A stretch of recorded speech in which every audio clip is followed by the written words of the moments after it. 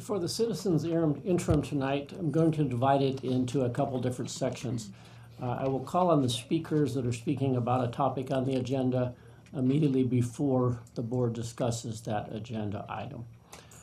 Before I read the preface to citizens interim, I'd like to make just a few comments before we start this meeting, because I know there's a lot of emotion about some of the topics that are on the agenda tonight. I would like to share when I was elected the chair of this board, one of my goals was to bring an increase in decorum and respect amongst the members and to the meetings.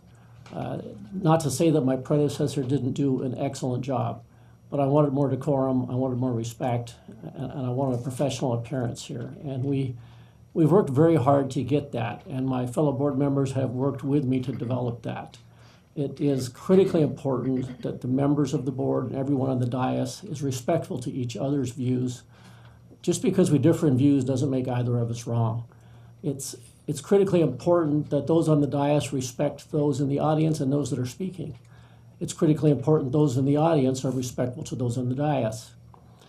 Part of what's prompted me to make these comments tonight before we get started is we had our meeting last week. I don't know how many of you were here at the meeting last week, but at the end of the meeting last week, I had several people come up to me, I presume they were faculty members, and they came to me and they said, you need to set aside your differences with Mike Mitchell. Just because the two of you don't like each other, you need to focus on the issues here. And as I was listening to them tell me I needed to set my personal feelings for Mr. Mitchell aside, I saw Mr. Mitchell going out the back door. And so I pulled away from them and I walked out to the foyer there and I called to Mike on the steps. I'm sorry, Mr. Mitchell. And I said, Mike, and he turned and I said, are we good? And he came back up the stairs. We shook hands and he says, yeah, I understand. You have your job. I have my job. The emails I've gotten this week that describe these personal feelings, I want to share with everyone. I have no personal feelings that are negative towards Mr. Mitchell. I've met with him a number of times. I don't know him well, but from what I do know him, I like him. He and I could easily be friends. We are perhaps on different sides of some issues, but anyone who thinks that decisions up here are made on a personal basis, that any board member decides I dislike someone or I don't respect someone, you are tremendously misled. You have no concept of what goes on up here. No one up here is making any decisions on a personal basis of who they like or who they don't like. Everyone here, just like people on the other side of these microphones tonight that will be speaking to us, they're here because they believe in something. And regardless how a vote goes on any issue, it doesn't make either side wrong or foolish. Or I got one email somebody sent me and they indicated that the chair on this board wasn't qualified to run a one-stall pay toilet. And that may well be correct, I don't know. But to personalize an argument like that, it's unfortunate. And I would hope the people in this room are professional enough to realize we're all here to do a job. And if we don't agree on everything, it doesn't mean it's one side against the other. We can all work together for the good of Maricopa. With that, I'm going to go ahead and read the preface to the first Citizens Interim. And we will start with speakers that are not speaking on an agenda topic tonight. The Citizens Interim is an opportunity for members of the public to address the governing board. In compliance with the open meeting law, the governing board will neither discuss nor take action on issues raised during this portion of the agenda. When necessary, issues will be taken under advisement and placed on subsequent agenda. Presenting concerns to the board and the free expression of ideas should be communicated with decorum and respect. Uncivil or disorderly conduct is not permitted. The use of derisive or insulting language or the direction of remarks that defame, attack, or harass an individual may serve as cause for the board's chair to direct that the speaker immediately conclude his or her remarks. With that, our first speaker tonight is Doug Medoski, speaking about football.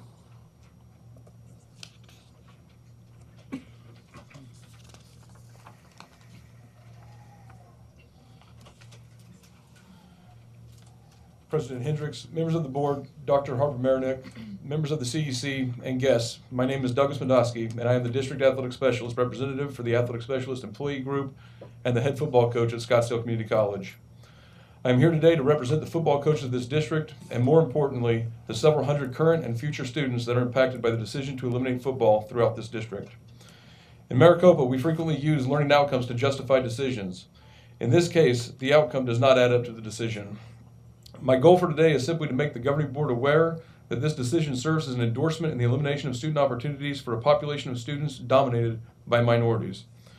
The Maricopa Priorities Task Force report on athletics may just as well be deemed the second political dossier of 2018, as it was commissioned solely to justify the elimination of athletics regardless of fact.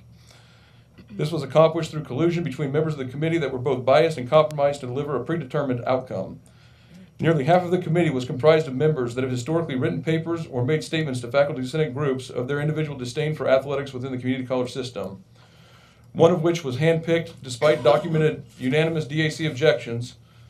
This particular individual was relieved of his duties as an athletic director after a lengthy human resources investigation determined that he had created a hostile working environment while serving as an athletic director at one of the Maricopa schools.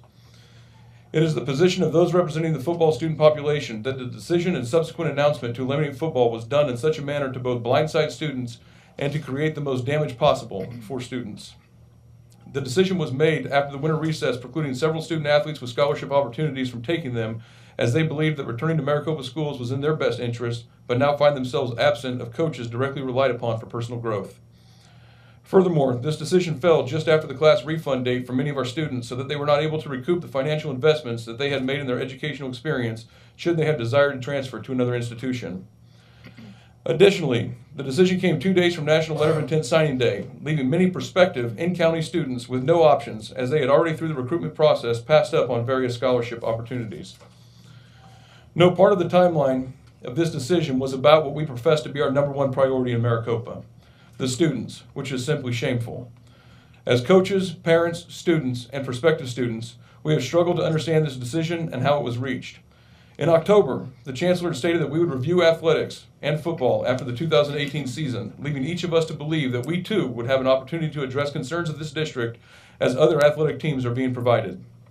In reviewing what little information we have surmised of this process, numerous narratives and numbers have been recklessly thrown about, which simply does not make this conversation any less of a black eye for the district.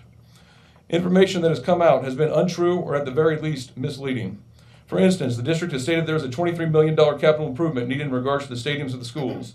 Yet the report issued from the task force estimates a total of $5.2 million for all athletic venues rather than football in the district through 2020. This includes 2 schools that do not offer football opportunities for students. To date, there is yet to be a quote to verify any of these expenditures, and the missing or misreported nearly $18 million simply cannot be overlooked, simply stating that the outcome does not justify the decision. Additionally, student success metrics have been mentioned. The district themselves stated football players are not concerned with going to school or getting an education, when just the opposite is true. In published data from Scottsdale Community College in a cohort that spanned from 2010 to 13, the SEC football team outpassed the overall success rate of the campus as a whole by nearly 30%. Your time is up. You're going to need to wrap up quickly. Okay. And well outpaced the district. Again, the outcome does not justify the decision. Finally, we all understand the importance of funding and how funding reductions in state budgets and county property tax have had an adverse effect on Maricopa. Not one person I've spoken to personally is ignorant of this fact. It is alarming, however, that football is categorized as unprofitable throughout Maricopa. I personally went through and calculated every student from the summer of 17, fall of 17, and this spring to calculate tuition paid, courses paid, and footsie numbers. I eliminated any non-credit courses as I recognize that they can be inflated in biased perspective. In doing this, I found that Scottsdale Community College alone made $305,979 in tuition and fees and $591,429 all-inclusive, including footsie. Additionally, the program accounted for 190.3 of footsie throughout the district. Certainly, the outcome does not justify the decision. It is my opinion that misleading and frivolous statements do little to grow public confidence in the district and serve to undermine the integrity of the Maricopa Community College District as a whole. It is concerning to me that the most honest and transparent people involved in this decision also happen to be the most compromised people involved in it. The 3 biased members that were a part of the task force. We have another speakers. We have 3 minutes per speaker. I'm going to need you to wrap up right now. Okay. I am hopeful that at your urging, we as stakeholders can have the opportunity to further discuss, to present real information, solutions as to avoid any further embarrassment for the district, and to find a way that the outcome can justify the decision. With that being said, I yield the floor, Mr. President, and look forward to any further remarks. Thank you. Thank you. Our next speaker is Mr. Joseph Kirsting.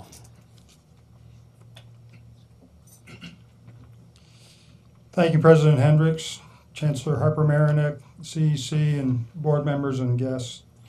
I'm a former football coach in this district, 21 years at Glendale Community College.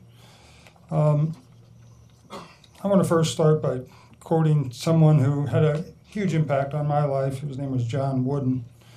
Wooden promoted the idea of a teacher coach. Wooden said that as a coach, you teach sports. However, according to Wooden, a coach has to be more concerned about the overall learning than just the sport or just winning the game. Wooden said it can be done in a way that's also helping them develop in other ways that will be meaningful forever.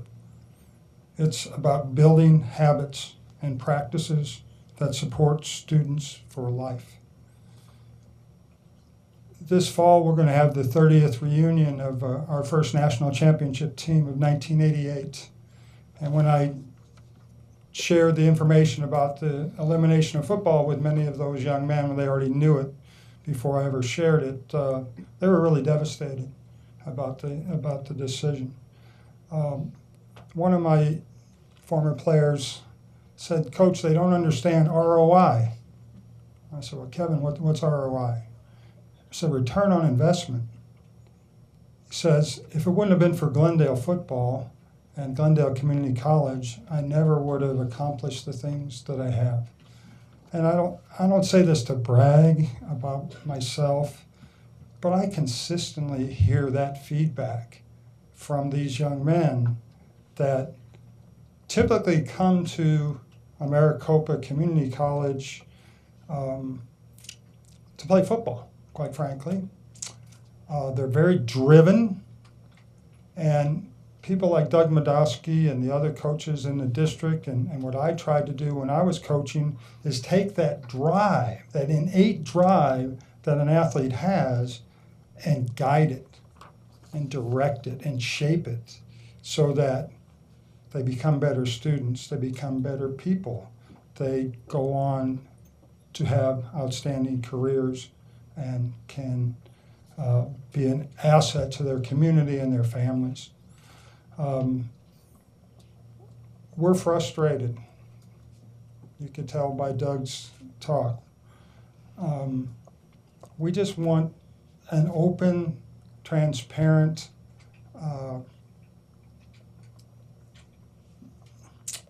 letting out of the information. There's so many inconsistencies. You know, the one he mentioned about capital investments.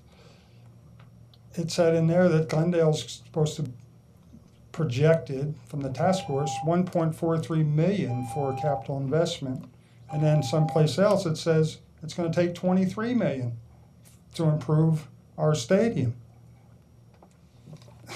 Those numbers are way off. How can they be so far off? So that's where our frustration is. And we know as we're bringing big numbers into the college in terms of enrollment. And why would you threaten that? I don't understand. Thank you for your time. Appreciate it. Thank you. Mr. Joe Springer.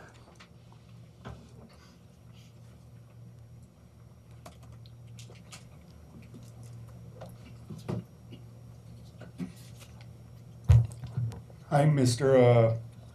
President Hendricks, Dr. Harper Marinick, members of the CEC, members of the board and guests. My name is Joe Springer. I'm a faculty member over at Glendale Community College. Been there since 2002. And what I want to talk about tonight briefly is just some of your concerns last week about, I believe it was called needless fear-mongering.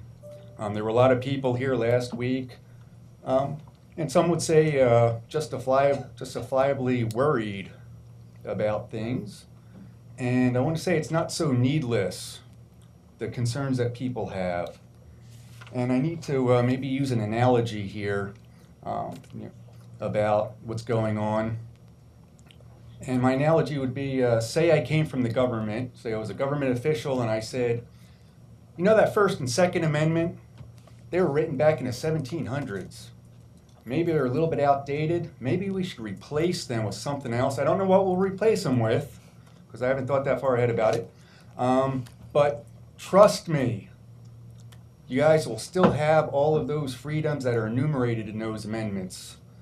If a government official came up to you and said that, would you trust them? I'm going to guess the answer is probably be no. In fact, in general, if someone comes up to you and says, trust me, that's usually kind of a danger signal there.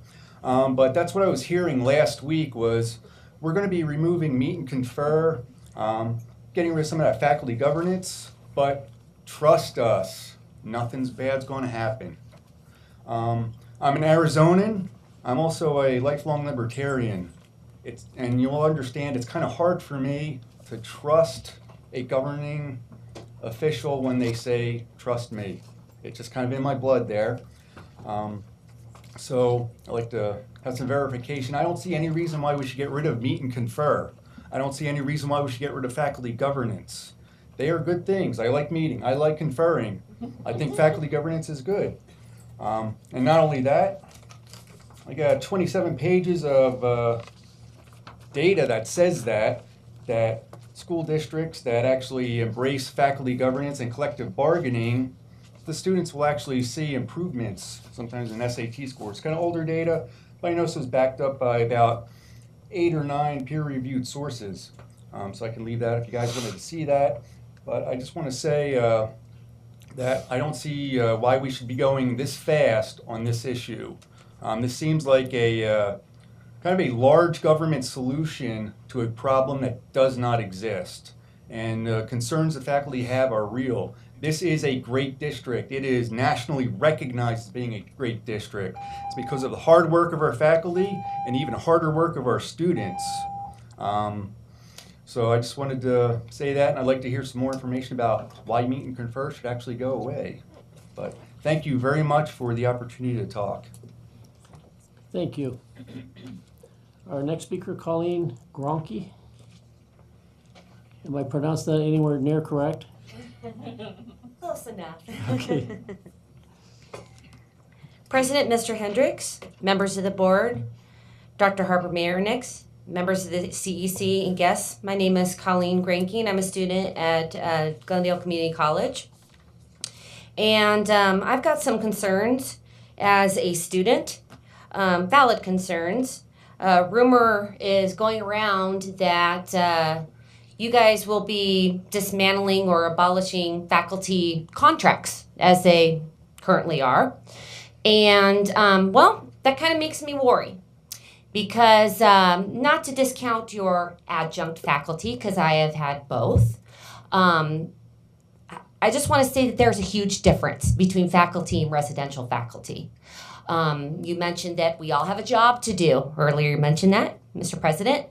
Well, from what I've seen between having faculty residents, residential faculty, and adjunct faculty, they don't look, your residential faculty doesn't look at it as a job. It's their livelihood. It is their livelihood to teach there. And they're available to the students, and your adjunct faculty are not available to the students for the help that they need or the concepts that they need to learn if they're struggling with them. Does that make any sense? I don't know.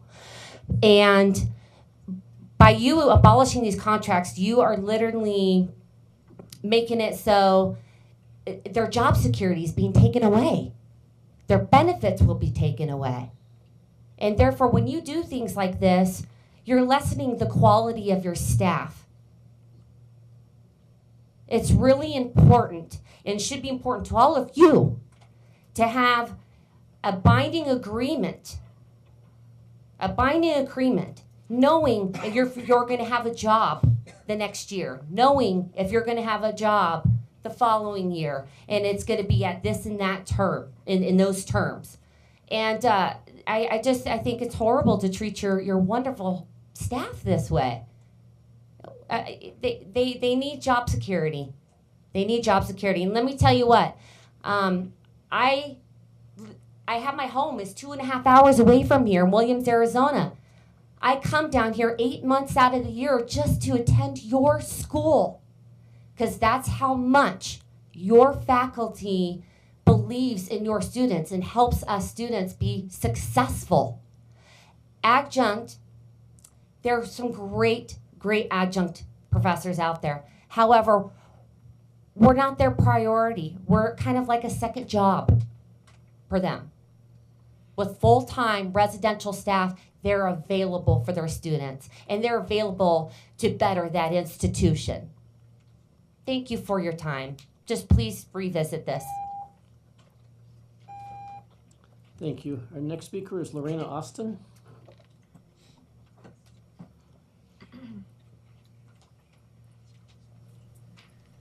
Good evening, President Hendricks, members of the board, Chancellor Harper-Marinick, CEC, and guests. My name is Lorena Austin. I'm student body president at Mesa Community College. I'm here today to present a student senate resolution that was passed earlier today. And before I get to read the resolution, I would like you all to know that we have over 500 signatures from students throughout Maricopa Community College District in support of our faculty and staff, who are the backbone of this great institution, and they have changed our lives all for the better.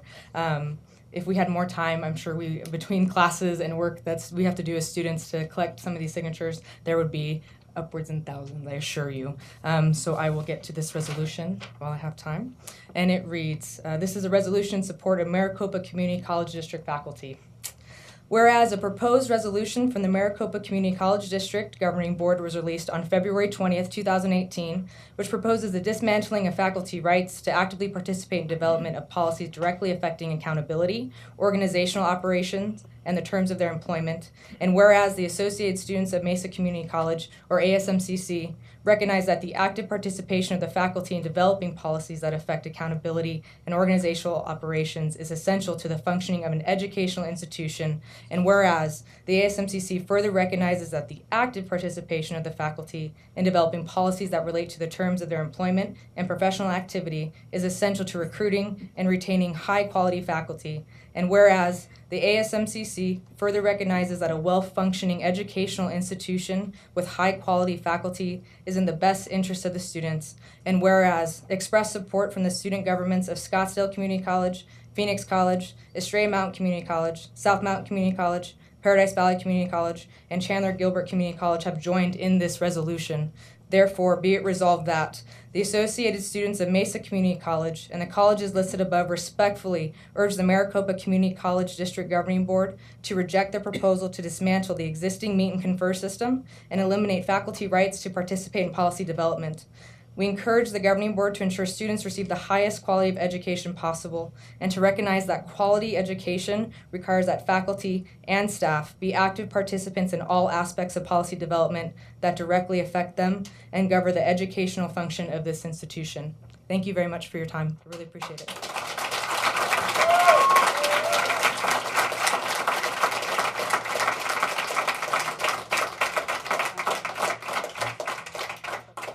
Thank you for your comments. Our next speaker, Felicia Ramirez.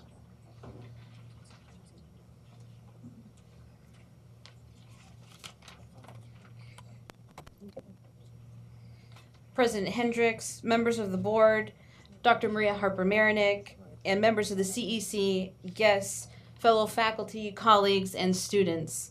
My name is Felicia Ramirez. I am proud to be a member of PVCC Communication and Humanities Division faculty. Teaching is my vocation. I also have the distinct privilege of being an alumni from Glendale Community College class of 2001. So I'm very proud of my fellow students speaking up here today in solidarity with faculty members. I am here tonight to express my outrage at the decision to change the RFP and to remove the Meet and Confer process. I'm here to ask you to show your support for teachers by not doing so tonight, by not changing the RFP and by not removing Meet and Confer. I'm deeply concerned that you as governing board members are so distant and remote from the employees who work in this district that you can so easily and without regard to our personal well-being make decisions that create a negative working environment, that detract from the strength of our district, and that distract us from the very essence and purpose of our existence, which is learning. It has been very challenging the past 2 weeks to focus on learning in the classroom because, as one colleague put it, we have a piano hanging over our heads. As I work with students, this governing board meeting tonight has been in the back of my mind. This morning, my mom gave me a gift, a ceramic bird bath, and I was really excited about it. And I picked it up to put it in the perfect spot, and it broke all over on the floor. And I thought, oh my gosh, it's an omen.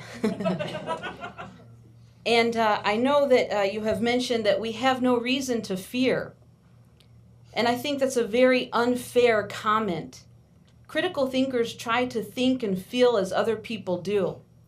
So in an attempt to be empathic and understand what we're going through, I think you should try to imagine being in our shoes and the kind of uncertainty that your decision to take these actions on tonight is creating.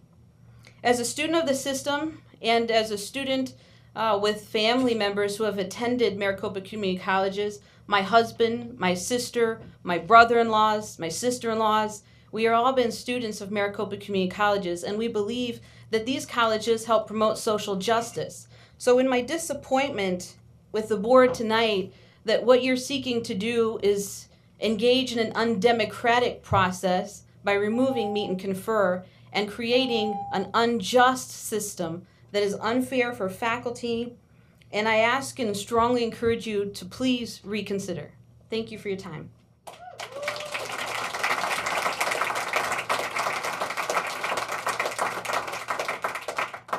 Thank you. Our next speaker is Annalise Harper.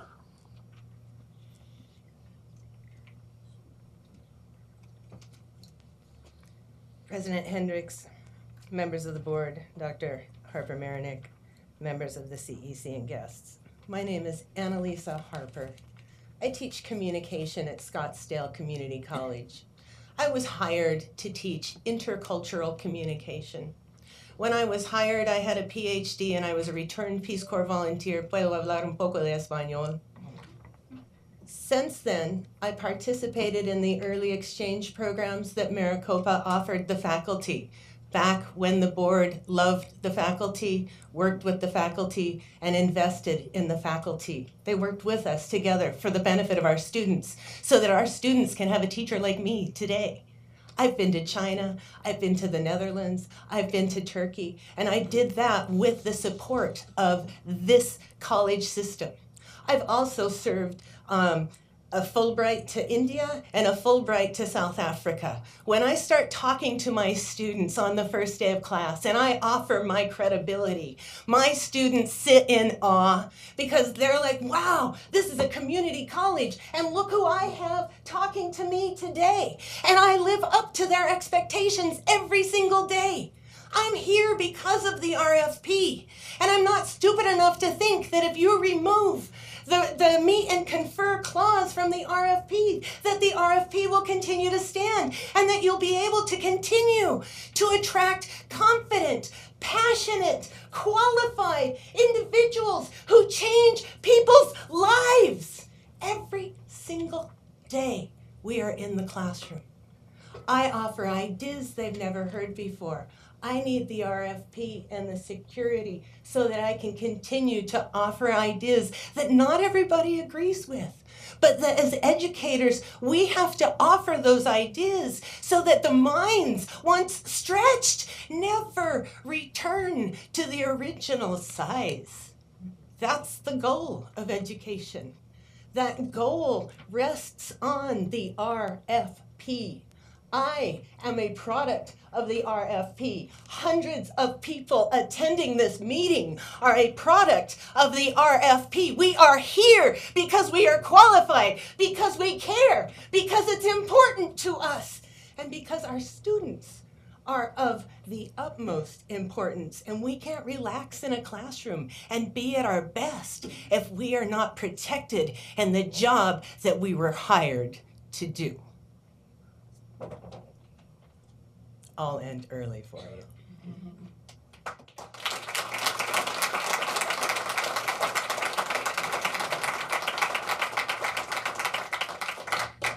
Thank you. Our next speaker is Sasha Rudisic. Am I close? Sir, you had me at Sasha.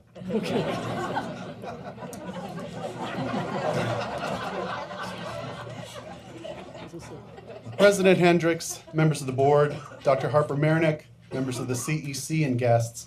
My name is Sasha Radicic, and I'm the Faculty Senate President at Glendale Community College. No matter how good a driver you are, if you tear the seatbelts out of your car, it will make your passengers nervous. The RFP is the faculty's seatbelt. It is the contract that spells out all our protections as employees, and it created the environment that caused many of us to come here in the first place. While tonight's resolution will not harm anyone, it would revoke the document that protects us from harm. Even if no current board member or administrator acts on this, tearing out our seatbelts creates an environment where a future board or a future administrator could do so. That makes us nervous. We recognize that the RFP is a flawed document. It has rough spots and imperfections. However, it is the very best contract we have, and it shouldn't be abandoned until we have a replacement available that is superior. Perfect is the enemy of the good, and the RFP is a good document. I also want to speak about the faculty. You expect dedication from your faculty, and you should. But attracting and retaining excellent faculty requires a work environment where excellent faculty can thrive. The faculty care about the students. Without employment protections, we can't safely speak out about problems on the campus and in the classroom. The faculty care about education. Without academic freedom, we can't safely speak the truth about controversial issues in the classroom. And yes, the faculty care about job security. We have spouses and children and mortgages and car payments and bills. So unpredictable changes to our contract make it difficult to trust a career at Maricopa. The faculty here are dedicated to this place, and they care very deeply about what is happening tonight. As proof, please remember that today is National Pancake Day. Several hundred of us are attending this meeting rather than going to IHOP to eat a free short stack of pancakes. Ladies and gentlemen, if that's not dedication, I don't know what is. Thank you for your time.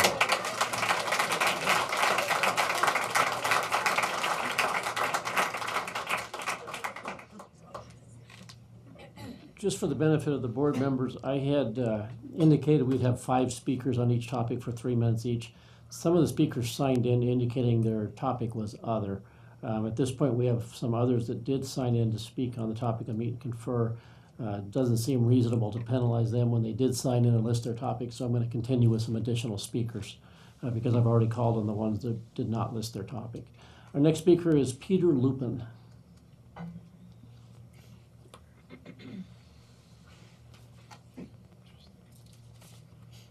President of the board, Mr. Hendricks, esteemed board members, Dr. Harper-Marinick, members of the CEC, college presidents, and guests. My name is Peter Lupu. I'm the chair of the Philosophy and Religious Studies Department at GCC, my home. GCC is my home. Is there anything else left to say to encourage you to do the right thing? I think so. Education is about persuasion. We are educators. When we enter into that classroom, we try to persuade our students that knowledge matters to them, to their life, that thinking matters to them. Meet and Confer is about persuasion. It's not collective bargaining. It is shared governance. We don't have, in the Meet and Confer, any of the powers of unions in collective bargaining. We only have the power of persuasion. And when persuasion works, and people come together and they manage to come up with a product with the right process, then that product has deep roots And this district needs deep roots to bring us all together.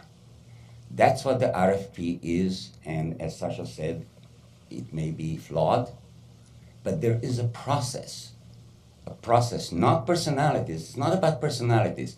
I second the president of the board initial statement. It's not about personalities. It's about the process and the product. There is an alternative. I beg you, task the chancellor to have a task force to do this. And if that task force agrees on something, that will be much stronger for everybody, rather than do it in a unilateral way. I think the faculty will appreciate it, and it will strengthen all of us. Let us remember, education is persuasion. Persuasion, when it works, it's always much better. Thank you very much.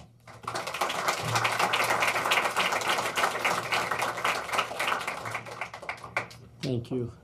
I think I can get this last one right. Frank Wilson.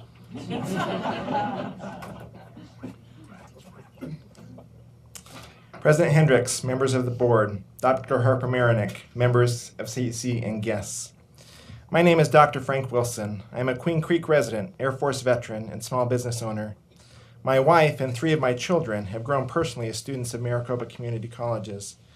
My wife's community college experience provided her a way to transition from being a full-time homemaker to becoming an owner of a highly successful school-based therapy business. Our family will forever be grateful for what the faculty and staff of the Maricopa Community Colleges have done for us. For the past 13 years, it has been my privilege to serve students in the community as mathematics faculty at Chandler Gilbert Community College. For 7 of those years, I've been deeply involved with the Meet and Confer process. I served on the team for 5 years, including 4 years as co-chair of the team. For the last 2 years, I've been providing data analytics support to the team. As I reflect upon my 20-plus years in higher education, I can say that some of my greatest learning experiences have come through my participation in the problem-solving process we call Meet and Confer. I have seen administrators and faculty set aside their biases and their job titles to tackle complex issues. Finding common ground when there are diverse interests is challenging, yet I've seen members of the Meet and Confer team step up to the challenge. I have watched the group work through conflict, find common ground, and innovate to craft solutions which serve Maricopa well. One of the things that has impressed me most about the team is the commitment to find the best solution, not just the quickest solution. By reaching out to constituent groups including CEC, the BPAA Council, the faculty, and others, the team has sought to anticipate and address any unintended consequences of proposed solutions. This deliberative, thoughtful process has made implementation of approved solutions easier and more effective. As is the case with any process in Maricopa, there are things that can make the Meet and Confer process better. There are numerous strategies that could increase the effectiveness of our problem-solving process. Getting rid of the Meet and Confer process itself is not one of them. I encourage the board to consider an alternative course of action. 1, have board members identify what they perceive as specific problems with the current Meet and Confer process. 2, empower the Meet and Confer team to research those problems, develop a deep understanding of the underlying issues, and innovate in crafting proposed solutions to address those problems. 3, have the governing board vote to approve or disapprove the proposed solutions. This course of action is a win-win because it allows the governing board to assert its authority as the final decision maker. It preserves the spirit of collegiality, collaborative problem solving that extends far beyond the Meet and Confer process. And 3, it supports the governing board's values of inclusiveness, innovation, responsibility, community, excellence, and stewardship. Your vote today will send a strong message. It is my hope it will be a message of inclusion. Thank you.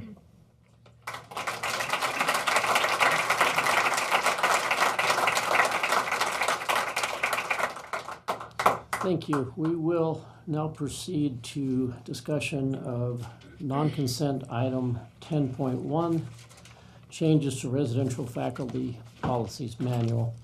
I will share with the audience comments that I shared as far as procedure with the board prior to our meeting.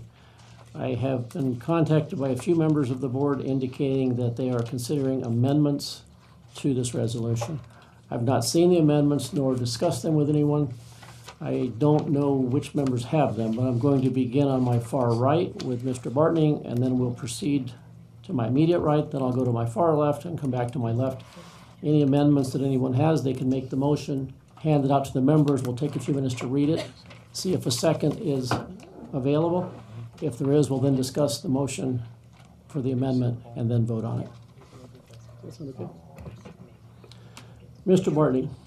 Don't you need a motion on the resolution first? Do we need a motion? Yeah, move Okay. resolution. I'm told we need a motion on the original resolution first. Since I'm the one that brought it forward, I will motion to approve the original resolution. If I can get a second, and then we'll move to amendments. Second. We have a second. We'll now move to potential amendments. Mr. Bartning, do you have a proposed amendment? Thank you, President Hendricks. I do have a proposed amendment as well as a substitute resolution.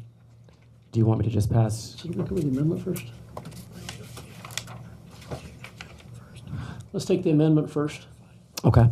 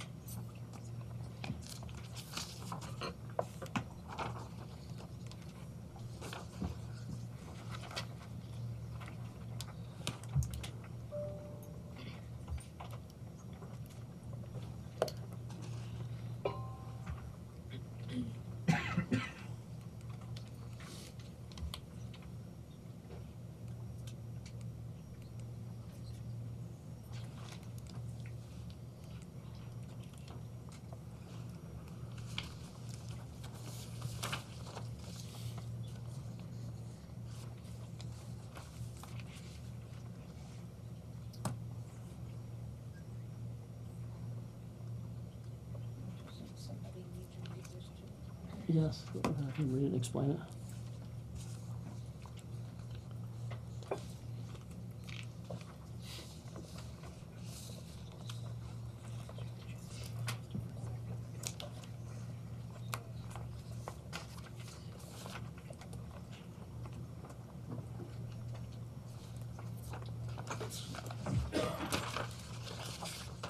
Mr. Bartning, do you want to read your resolution and maybe explain it as you go through? I'm frankly having trouble understanding where the wording's being changed at exactly. Sure. Thank you, President Hendricks. The amendment is changing the resolution where it says the process of meet and confer as defined in section 1.2 is terminated effective February 27th, and replacing that with to be amended as follows. The section that is included there is actually the current definition in the RFP, with the exception of the part that is in bold italics, which is changing that language from with respect to responsibilities, wages, governance, benefits, and all other terms and conditions of residential faculty employment to with respect to responsibilities, governance, and other terms and conditions of residential faculty employment, with the exception of wages, compensation, and benefits.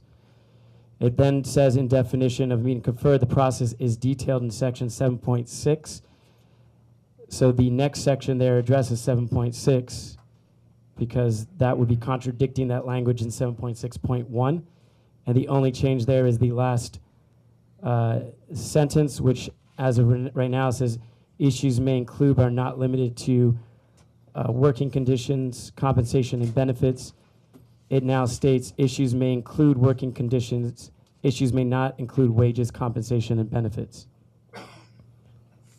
The final part of the amendment is just changing the effective date that you currently have in your resolution from November 1st to January 1st. Mr. Bartning, if you could move your amendment. I'm sorry, make a motion for your amendment. Yes, I move that we discuss the amendment. Move that we adopt the Bartning amendment. I move that we adopt the Bartning amendment. Is there a second? Mr. Sarr, are you making a second? Yes. We have a second. Mr. Bartney, do you want to explain or make comments on your proposed amendment?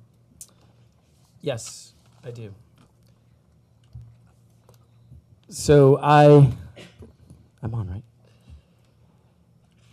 I'm obviously the new guy on this board. This is my 29th day, my first governing board meeting, and I'm looking here at a RFP that is about 100 pages long that I've been trying to synthesize in the couple of weeks that I've had to review this. I've had a number of emails and conversations with faculty and administration, and in my limited knowledge of this wonderful system I think we have here at Maricopa Community Colleges, it seems to me as though the element of the Meet and Confer process that has been discussed and in terms of creating inefficiencies has to do with the wages, compensation, and benefits, as opposed to what we have in the current resolution, which includes accountability, organizational operations, which seems pretty extensive. My amendments, and I actually do have a substitute resolution which encompasses this and a few other items, but I wanted to begin with something smaller, is to address that specifically and see if we can come up with a compromise here before we throw out the entire process and not give faculty a way at least to do anything here in the time that we would replace the Meet and Confer process per the current resolution. Do we have additional comments from the board? Mr. Sarr. Regarding the amendment, I second it because there are parts of it that I think are good. The bulk of the RFP, including Meet and Confer, I think have served us well for a lot of years, and I don't necessarily want to throw it out. But I do realize, as many people have said, it's an old document and things change.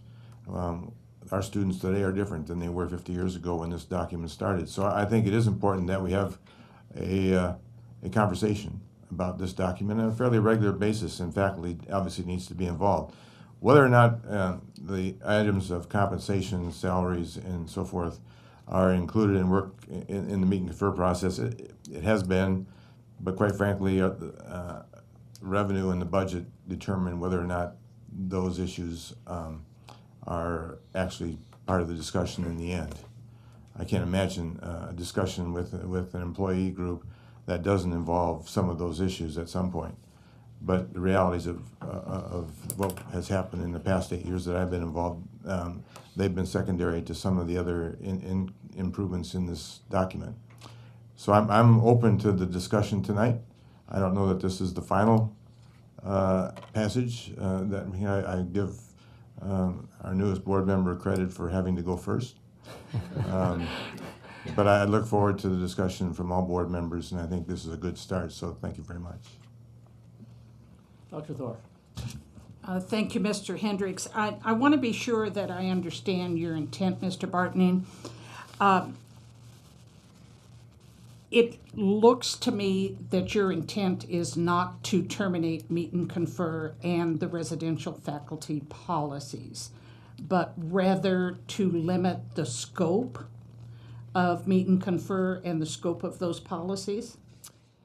I would say specifically to limiting the scope of Meet and Confer with relation to those three topics. By suggesting changes to the definition of Meet and Confer and the process of Meet and Confer, are you suggesting that the parts of the resolution that numbers 1 and 2 that eliminate the process and call for the chancellor to present new faculty policies is no longer part of the motion? Well, again, I started here with a smaller amendment. I'd be happy if President Hendricks allows to give to the other board members the substitute resolution that goes into further explanation, but I defer to the process. Is that a yes or a no? Don't we have to know the amendments first? Yeah, if he wants to withdraw, then he can authorize for a broader substitute. That would be after amendments, wouldn't it? It doesn't matter. I would just go in order of member. Mr. Bartling, if you want to withdraw your amendment, you can offer your substitute motion. Okay. Or we can vote on your amendment and you can offer the substitution later. I think so we don't get too confused, I will offer the resolution, because I think in order to answer Dr. Thor's question, there's some other items in the resolution that would be contradictory to the proposed amendment. Again, I'm new to this process, and so I created an amendment just to give the intention, since that is what we were going to start with. So the Bartling amendment is withdrawn, I withdraw the Bartning amendment. and now you wish to introduce a substitute motion, is that correct? Yes. Okay, if you could distribute that.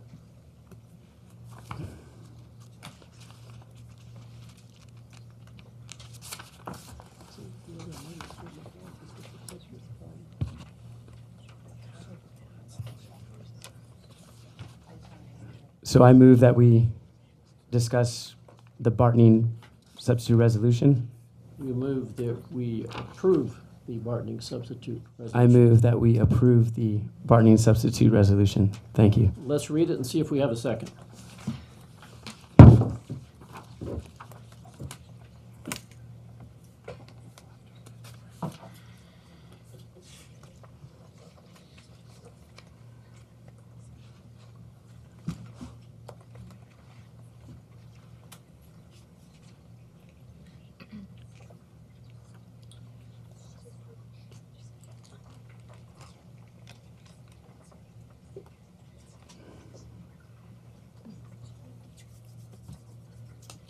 President Hendricks, would you like me to? Wait. Give us just a minute. Okay.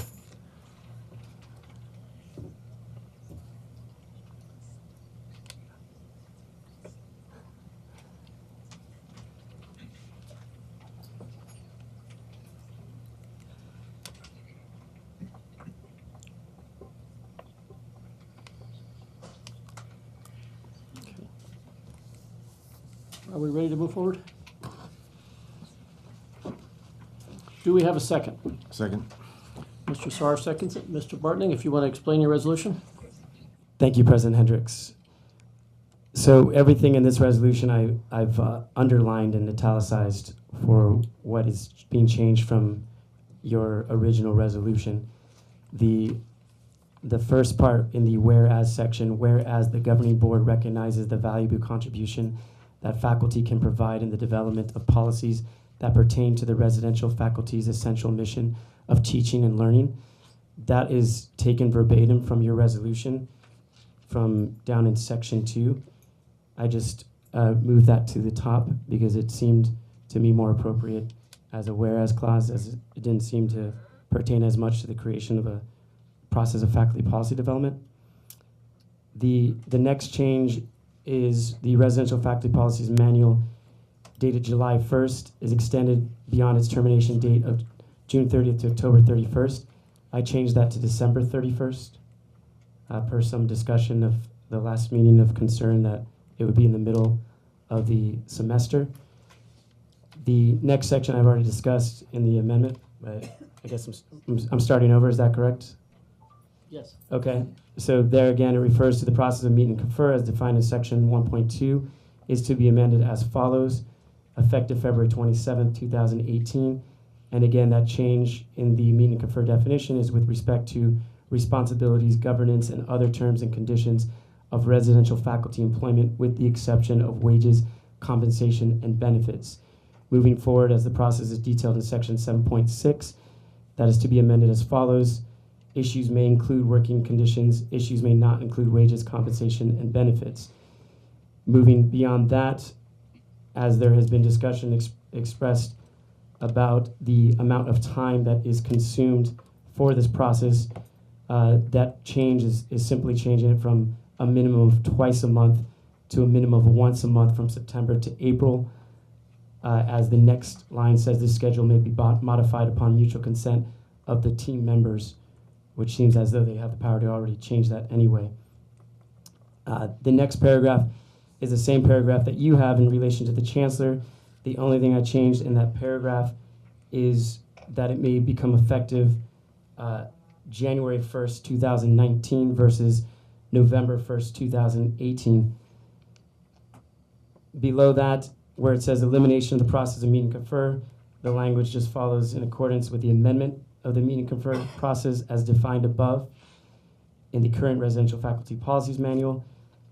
Number 2 speaks to a creation of a new process of faculty policy development related to wages, compensation, and benefits that recognizes the governing board as the final approval authority, and that would be directed by the chancellor, again, per your original resolution language. And the last item simply states a date and effect, because I don't see that on this current resolution, stating that the new RFP shall be in effect from January 1st, 2019 to June 30th, 2020. Thank you. Do we have questions and comments from the board? Sure. Mr. Saar. Good job, first of all, for a newbie on this board. I want to keep saying that. I always want to make one recommendation, that this not be an RFP, that this be an agreement, which would change it to an RFA. I've said that for 8 years, and I'll continue to say that until I die. But having said that, I think we make some good points in here.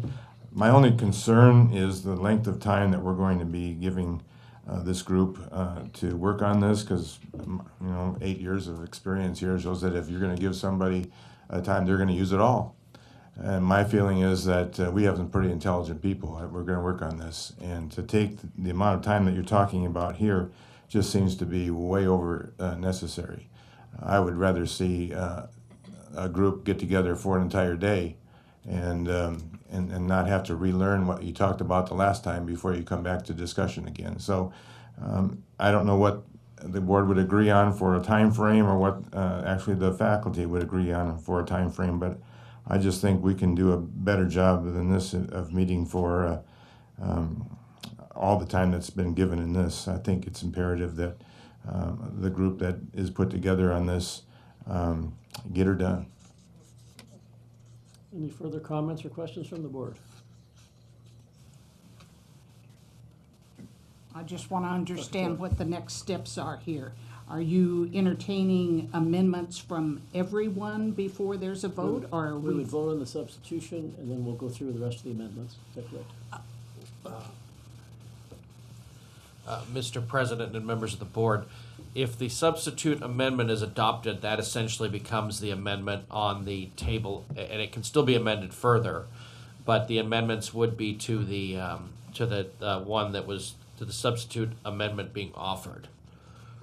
So essentially, if this substitute amendment is offered, then the original one, the yellow piece of paper, essentially goes away, and we are on the substitute. The substitute amendment becomes the resolution under consideration. So our next step would be to vote on the substitute amendment, or substitute resolution. If it's approved, that becomes the resolution, and further amendments would be to the substitute resolution. Good. Does that make sense? Yes. So a Any yes further comments? vote does not mean that this is the final document? No, a yes vote would yes mean- vote means this is the one we're worked from going Yes, forward. a yes vote would mean the original one is gone, and this is now the one we're working with. Any amendments would be to the new resolution. Okay. Mr. Bartley, on this, and I commend you for the job you've done. I was doing good if I could find my seat by the time I was here, as long as you've been here. Is this something that you have belief that the presidential faculty supports? I have belief that several faculty support this per conversations, but I don't know for certain if the president of the Faculty Association does Okay. support this. I guess if I understand this correctly, it essentially bifurcates the existing meet and confer policy, it takes away, I don't know what percentage, 80, 90% of what goes to meet and confer now would then go to a new process as described in the original resolution. And from what I can see, what would remain is discussions about working conditions would remain in meet and confer, but essentially anything involving wages, compensation, and benefits would defer to the new process that hasn't been set up yet that's described in the original resolution. Am I understanding that correctly, what the intent is? That's correct. Okay. I guess my comments on this is I had floated the idea of bifurcating to a few people before. From the communications I've gotten, I haven't got anybody that said, could we soften this? I've gotten emails that said don't do it, and I've gotten emails that said do it. I guess I almost see this as this is a significant change we're proposing. People who support it, people who don't, but there's not a lot of middle ground. This is a major change we're making. This almost sounds like offering up a Band-Aid to passivate somebody, and I think we need to be respectful to people that agree and disagree, and I don't think that's what this is. I'm going to oppose it, but with all respect. Is there further comments? If not, we'll vote. I'm going to take a roll call vote on the substitute resolution. A yes vote will indicate that this is the resolution we are moving forward with to amend. A no vote will mean this resolution goes away and we're discussing the original resolution. Dr. Thor, how do you vote? Yes. Ms. Haber? No. Mr. Sarr? Yes. Ms. McGrath? Nay. Mr. Bartney? Yes. Ms. Livingston? No. I vote no. The substitute motion fails by a vote of 4-3. Mrs. McGrath, do you have any amendments or substitute motions? No, sir, I did not. Thank you. Mrs. Haber, do you have any amendments or substitute motions? No, I do not. Thank you. Mr. Sarr, do you have any amendments or substitute motions? Well, first of all, I want to change the name from the residential faculty policy to residential faculty agreement. The only policies that we have in this district are board policies. This is an agreement, not a policy. So I would make that amendment as my first. If you want to vote on that separately, I would acquiesce to that. It's up to you as to what amendment you're making. If you're making an amendment with more than one change, then it'll be one amendment. If you want to make that amendment. I'll make that one first, and then I'll come back with a second amendment. So your amendment is, just so I understand correctly, you're going to change anywhere that it says residential faculty policy to say residential faculty agreement. That is my motion. Okay, do we have a second? I second. We have a second. Is there any discussion? Ms. Livingston? What would that do for us? Going into a book and changing all the verbiage, how would that change that? Or is it just a stance that you have? Mr. President, may I respond? Mr. Sarr? Again, it's been confusing for lots of reasons. An RFP in most industry is a request for proposal. We've always talked about that. But more importantly, in this district, a policy comes from the board. The chancellor and everything else is administrative regulations. That's in policy. That is our policy. So I'm simply saying let's be consistent in how we label these things. And as far as changing, I'm a techie guy. You get in a word and you say automatically change anything that says policy to agreement, and you've got this in place. I just think it's been a long time coming that we've talked about this, faculty's talked about it, but it seems to get pushed aside. So I'm just pushing it to the front again. Any further comments? I'm just going to comment, this seems like an awful lot of work to change a phrase that's worked fine, I'm told, for 40 years. I'm not going to support it. If there's no other comments, we'll vote. Ms. Livingston, how do you vote? No. Mr. Bartney? No. Ms. McGrath? Nay. Mrs. Haber? Nay. Dr. Thor? Yes. Mr. Sarr? Yes. I'll vote no. The amendment fails. Mr. Sarr, you had a second amendment? Yes, in the original yellow document, I would just like to further define the makeup of this committee that the chancellor is to put together and the time frame in which they have to work. I agree with Dr. Bartles, or Mr. Bartles' points that in changing things in the middle of a semester. I think you mean Mr. Bartney. What's that? I believe you mean Mr. Bartney. I'm sorry. I'll get it yet. There's some reasons for better timing on this. So I would suggest that, number one, the dates that have been proposed earlier are included into this yellow sheet, and that the makeup of the committee that the chancellor is going to put together is limited to, I'll say, 3 members from the faculty and 3 members from the administration. And the time frame that they're going to work on is what has been proposed in the yellow document. Okay, just to be clear, when you say the dates previously proposed, we need to know what those dates were so we're clear on what the amendment is. Okay. What's that? He can make it verbally if he doesn't have it. And one I had is history. Changing the residential faculty policy manual dated July 1st, 17 is extended beyond its termination date. I want to change that from June 30th, 2018 to December 31st, 2018.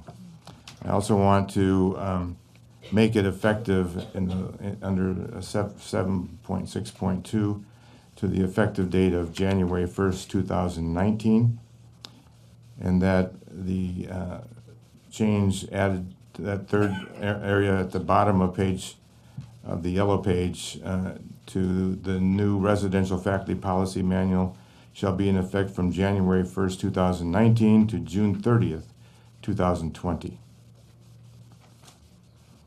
Okay, is there any further discussion on the SAR amendment? Need a second first. Well, that's a good point. I mean, do we have a second? I second. Mr. Bartning makes a second. Do we have further discussion? We will go ahead and vote. Mr. Bartning, how do you vote? Yes. Ms. Livingston? I just want to make a comment before I share my vote.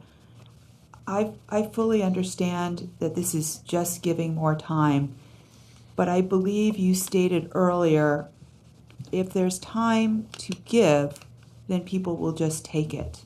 And I feel this goes into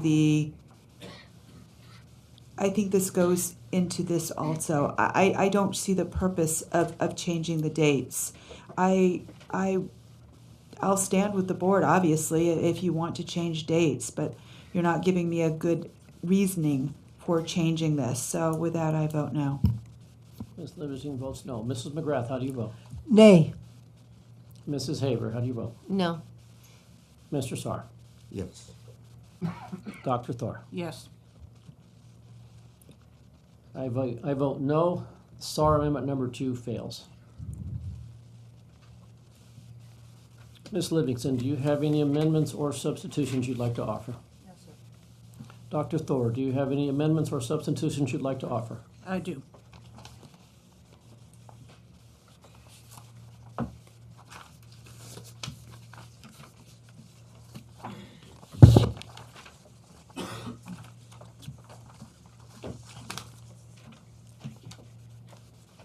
First, Mr. President, I'd like to explain myself. Dr. Thor, please proceed. I support the faculty, I support Meet and Confer, I support the residential faculty policies. However, given that I do not know how the vote is going to turn out on this resolution, I would like to offer these amendments, again related to the date. As I commented last week at the meeting, to abruptly end Meet and Confer as of February 27th and not convene a new process until July 1 leaves us in limbo. So at a minimum, we should extend Meet and Confer through June 30th of 2018 to allow for the development of a new process. Additionally, it makes no sense to me to change faculty policies 2/3 of the way into a semester. So we're asking faculty to start classes in August under one set of working conditions and policies, and then be prepared to change November 1. Faculty are hired for an entire year and set forward their classes and syllabus for an entire year. So at a minimum, we should extend the existing residential faculty policies until June 30th, 2019, in order to allow for consistency throughout the next academic year and to give the opportunity for the new process to work in a reasonable fashion. Thank you. So I move my proposed amendments. Do we have a second? Second. Mr. Sarr, are you seconding? Mr. Sarr seconds. Do we have comments or questions? Ms. Livingston. I just want to thank you, Dr. Soar, for explaining why in the world you would change the dates. At least now it has clarity. Thank you very much. Any further questions or comments? We will proceed with voting on the Thor amendment. Mr. Sarr, how do you vote? Aye. Ms. Haver, how do you vote? No. Ms. McGrath? Nay. Mr. Bartley? Yes. Ms. Livingston? I'll explain my vote. While Yes. it now has clarity, it is again still a Band-Aid. We're here to decide on a policy. With that, I vote no. Ms. Livingston votes no. Dr. Thor? Yes. I vote no. The Thor amendment fails by 4 noes, 3 ayes. Dr. Thor, do you have any further substitutions or amendments? I would like to move to postpone this resolution indefinitely. Do we have a second? The motion fails for lack of a second. Are you taking another? Can I make another motion? At this point, Oh. we will allow it. Mr. Bartney? I'd like to propose that we table this resolution to our next board meeting. Do we have a second to table? Or just second? Do we have a second for Mr. Bartning's motion? Second. We have a second. Is there a discussion? Seeing none, we will. Mr. Sarr. If I could. I guess my question is, what happens between now and the next meeting? Is there going to be further discussion amongst somebody and somebody, or are we just going to start over again 30 days from now? Thank you, Mr. Sarr, President Hendricks. I hope that there is a discussion. That's the intention. And to President Hendricks' comment earlier about whether or not I have the support of the Faculty Association to my resolution, and that I've not really been able to have adequate conversations to do that. I'm proposing that we have 30 days so that we could have more of a consensus building process in place, given that this has been a rather shortened timeline. Understanding that I'm new to the process, but it seems as though this is kind of, from my understanding, come into the fray rather quickly in terms of how usually these processes will take. Any further comments or questions? Seeing none, we will vote on the Bartning Amendment number 3. Mr. Sarr, how do you vote? If I could explain my vote, I just, if there are more specifics about what was going to happen and who was going to be involved between now and 30 days from now, I get the discussion, but I see this as having the ability to work if the right people are appointed to this group that's going to work on a new language for the Meet and Confer, so I'll vote no. Mr. Saar votes no. Dr. Thor, how do you Yes. vote? Mrs. Haber, No. Ms. McGrath, Nay. Mr. Bartning, Yes. Ms. Livingston. Ms. Livingston votes no. I vote no. Bartning Amendment number 3 fails by a vote of 5 nay, 2 aye.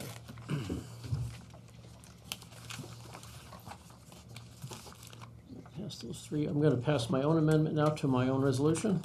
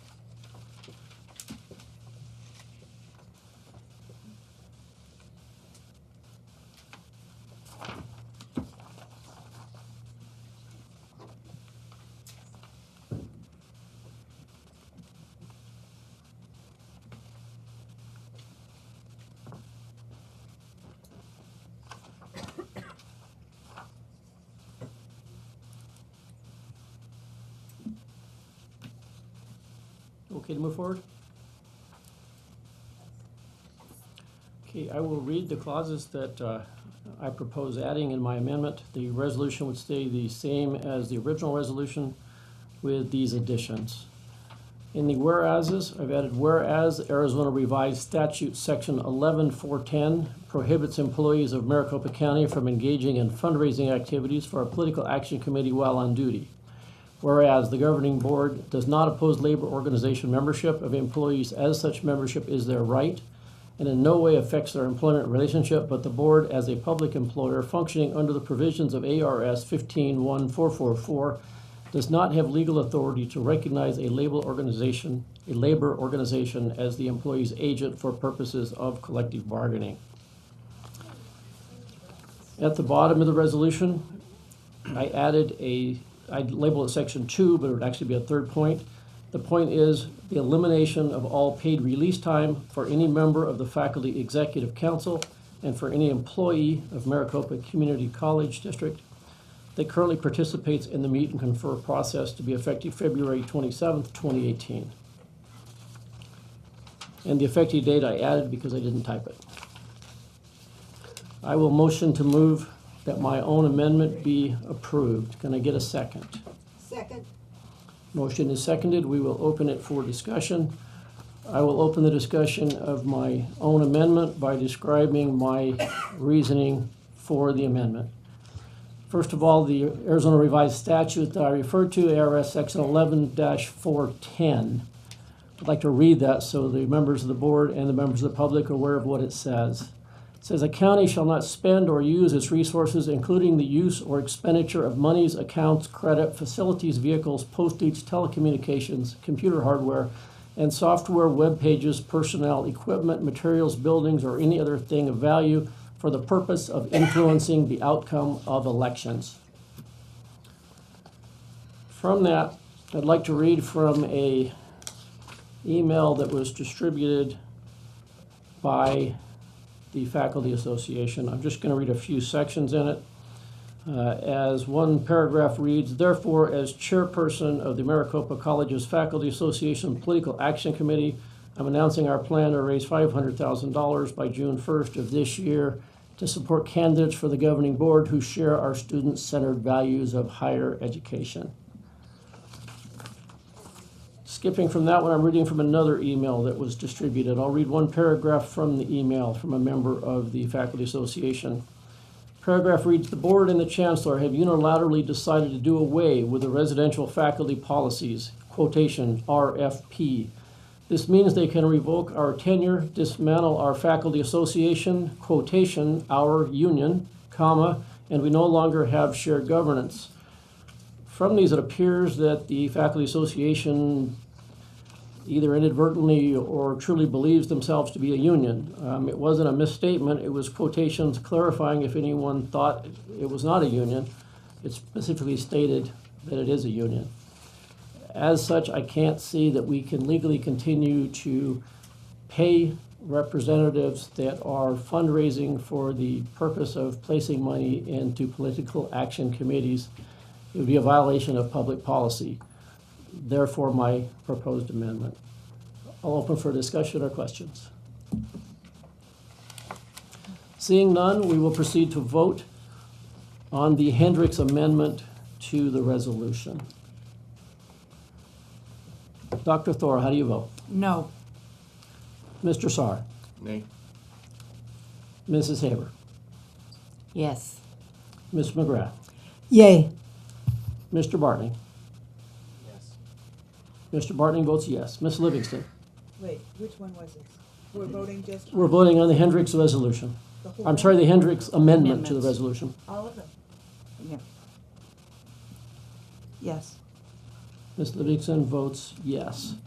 I vote aye. The Hendricks amendment to the resolution passes by a vote of 5-2. President Hendricks, Yes, sir. just one comment. Is that the correct spelling on item 2? Looks like there's, is that council? No, it's not. No, it's not. I'm sure they'll figure that out when they make the change, but we'll be fine there. We will now move to the original resolution as amended by the Hendricks amendment. Can I get a motion? I will move my own amendment. I move that we approve the resolution described by item 10.1, amended by the Hendricks amendment that we just approved. Second. Motion is seconded. We will open it for discussion of the resolution as amended. Mrs. Livingston. I received some emails that were interesting, and I'm not going to read them all. That would bore you. You know what you stated. But something that stuck with me throughout all the emails. In one email they stated, well, I'm not very intelligent. Well, I guess none of us are. And you don't know what you're talking about. Well, this person does. You see, I'm a teacher. And not only that, I taught in a district that had Meet and Confer. It didn't work. It didn't work at all. No one got anything different. There was nothing different to share. And you know what? We spent hundreds of thousands and millions of dollars on people just like yourselves getting release time to work on things that, quite frankly, were illegal on campus. Now, let me take you from one experience to another. I sat on another school board, Peoria Unified. And the first 2 or 3 votes in, I was asked to share my story about Deer Valley and how Meet and Confer only lengthened our times for decision, caused us quite a bit of money as a district, but didn't do anything for the employees. Not one thing. It made us feel good, but it didn't do anything. Now, I've never belonged to a group, a union-like group, and I say union, don't shoot me, just a group. It's never been my philosophy. But I'm a teacher, and I understood what those in the group were fighting for. But guess what? They never got it. Either money wasn't there, conditions weren't there, the bigger picture wasn't there. And that's the truth. In Peoria, I sat there And I looked, I had quite a conversation with those that were coming up and chatting about it. Different philosophy than here as ability to communicate with those in the audience. And with each speaker, I asked them what question. What do you think will change? Our doors in Peoria are open, and they are, and they are still, they were, and they are still today. What do you think will change? And the answer that came from a dais, which also came in your emails, is that we will have legal recourse.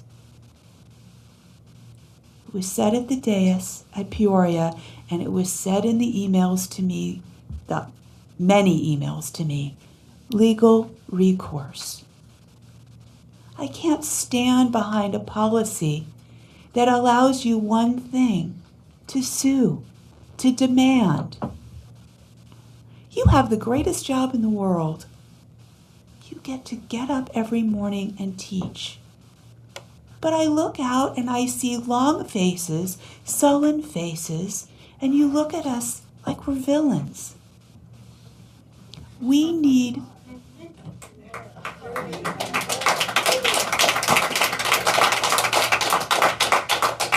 I suppose I walked into that. Okay, fair.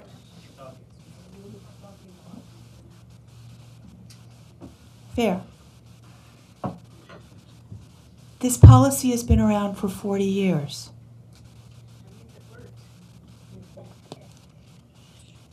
Policy has been around for 40 years. From what I can tell, this faculty-centric, and very rightly so, faculty-centric group, it no longer works. We need to move forward.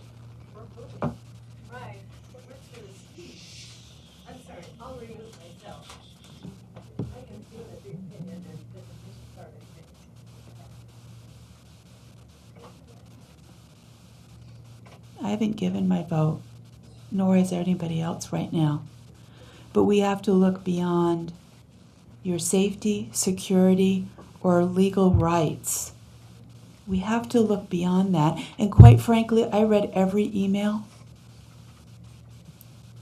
every single email, and I could not find one area that it helps the students, because if I could, my vote would not be the same as it is tonight. I saw security, I saw legal options, and I saw pay, I saw everything that doesn't deal with working with students. Nothing. This vote tonight is tough. But we're not villains. We do care. And I, for one, my heart breaks for you because you do see us on the other end as just a villain. Or your hero, whichever way we vote. Anyway, it's all good. That's all I have. Thank you. Do we have further comments from the board? Mr. Barton. Thank you. Thank you, President Hendricks. Process matters. I think that someone else mentioned that tonight. And my concern mostly with this resolution is the process that we've taken to get to this point. It seems like there are pretty valid reasons for why the board wants this process, and I haven't been privy to all of those reasons as I'm so new to the board. But I can only comment on the process that I have perceived here in the last week, which seems as though it's not giving a chance for further discussion on this topic. For a manual that has been in effect, as you said, for 40 years, and I understand that eliminating the Meet and Confer process doesn't eliminate the RFP per se, but it doesn't seem as though it's been done with a substantive analysis and that's what concerns me at this point. So I think, again, my substitute resolution was attempting to address the conversation around collective bargaining, even though that doesn't apply because it's not a union, that particular discussion, which is why I presented that. I know that changes may be necessary at a time, and 40 years, maybe we've arrived at that point. It just seems as though we should respect the process and make sure that there is morale across the institution, because I think ultimately the institution will be impacted by this. And really, if we can have every party on board with what we do, and if we can't, at least we give it a process to find out if we can't get there. Again, I don't know what's already been done, but it seems as though there's still some time to try something and get some more consensus, since we seem to carry the power of changing this in any number of ways. Thank you for your time. Thank you, Mr. Bartney. Do we have any further comments? Chancellor Harper-Marinick, would you prefer to comment now, or would you prefer to wait till after the vote? Are you asking me to make general comments or to comment on the resolution? I'm just thinking if you want to make any kind of comment, I'm guessing when this vote is done, whether it goes up or down, the majority of our audience is probably going to leave. If you wanted to make comments, you might want to make them before we vote, but if you'd rather we vote first. I will do it right now. Okay. Thank you, Mr. Hendricks and members of the board. I'll be brief, and I will not comment on the resolution itself. I just want to remind all of us that faculty members play a critical role in helping this institution fulfill its mission of access and service to the community. If we don't have faculty, we wouldn't have students, and so there's no business. Faculty members, I want you to know that I'm speaking on behalf of the administration, that we value and we respect you. I will continue, as I have done for many years, to work collaboratively with you to develop policies that will be fair, in the best interest of our students and our system, and that recognize and reward faculty expertise and professionalism. I have said this before, maybe twice now. I will repeat myself. I've been around in the system for 26 years, and I believe I have proven in those 26 years that I'm a champion and an advocate for faculty and what I believe matters most to all of us, and that is our students, their success, excellence, and innovation in teaching and learning, academic freedom, scholarly work, and collaboration. And I remain committed to those values. And while I will not give an opinion on the resolution because I will be out of place, Mr. Hendricks, I do hope that the governing board allows me the flexibility to put a process in place that will include timelines that will not be disruptive to the learning environment, because that is what would be best for this district. So I thank you for allowing me to make comments. Thank you, Chancellor. We will proceed with voting on the resolution pertaining to agenda item 10.1 as amended by the Hendricks amendment. Dr. Thor, how do you vote? May I explain my vote? Yes, Dr. Thor, please do. The Maricopa Community Colleges are one of the premier college districts of this country, and it is our outstanding faculty that made us a premier district. What this board is about to do is shameful, and this is a very dark day in Maricopa history and very disrespectful of the outstanding professionals in front of us. I vote no.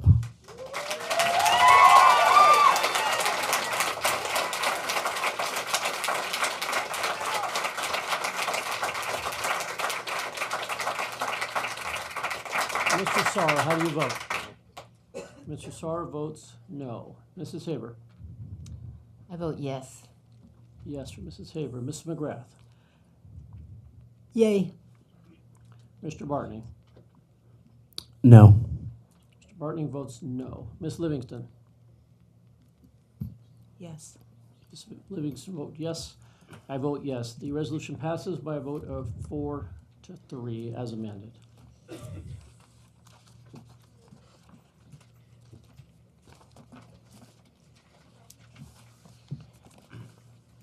we take a recess? We're going to take a 5-minute recess. We will reconvene at 8:30.